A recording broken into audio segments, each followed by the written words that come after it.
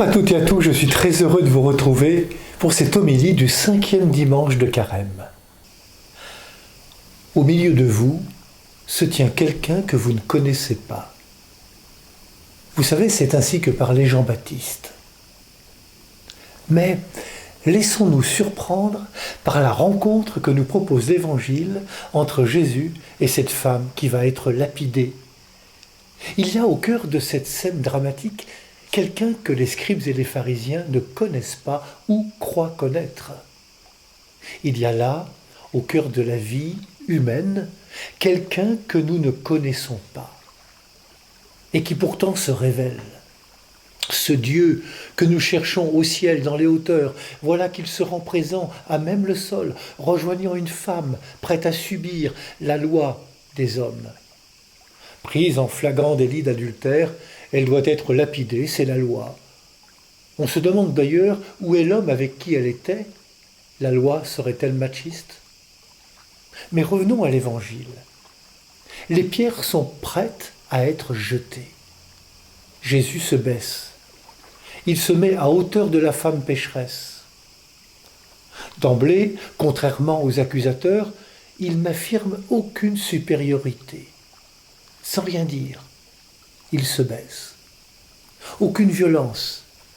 Il se redresse à hauteur des accusateurs pour leur parler les yeux dans les yeux.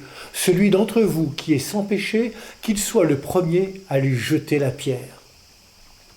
Jésus se met à hauteur de ses interlocuteurs d'égal à égal. Dieu est ainsi. Il ne manifeste pas sa supériorité.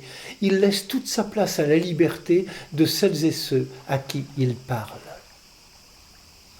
Et sa parole, longuement pensée tandis qu'il écrivait sur le sol, résonne comme un coup en plein cœur de ses interlocuteurs, les invitant chacun à faire la vérité. Le mur de la haine et de la radicalité ne tient plus. Il se disloque. Les accusateurs ont disparu. Jésus se baisse à hauteur de la femme et se retrouve seul avec elle. Aux côtés de cette femme, un homme qu'elle ne connaît pas. Un homme qui va lui révéler la grandeur d'un regard de miséricorde. Devant cet homme, devant Jésus, elle n'est pas qu'une pécheresse. Dieu n'enferme personne dans son mal, mais l'invite à la conversion. Personne ne t'a condamné? Moi non plus, je ne te condamne pas. Va, et désormais ne pêche plus. En se levant, Jésus relève cette femme et lui ouvre un avenir. Un peu plus tard, Jésus sera comme cette femme, accusée par la loi des hommes.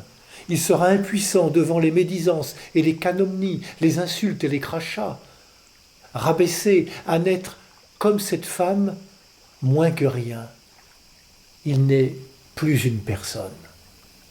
Pourtant, de cet abaissement qu'il accepte, il se relèvera, entraînant dans ce mouvement de résurrection les hommes et les femmes qui ont su mettre l'amour au cœur de leur vie. Acceptons de mettre Jésus au centre de nos vies. Nous découvrirons les richesses insoupçonnées de nos cœurs. Nous serons capables de bâtir à sa suite un monde sans haine, sans mépris, un monde où chacun peut s'épanouir dans son humanité. Bonne marche vers Pâques à toutes et à tous.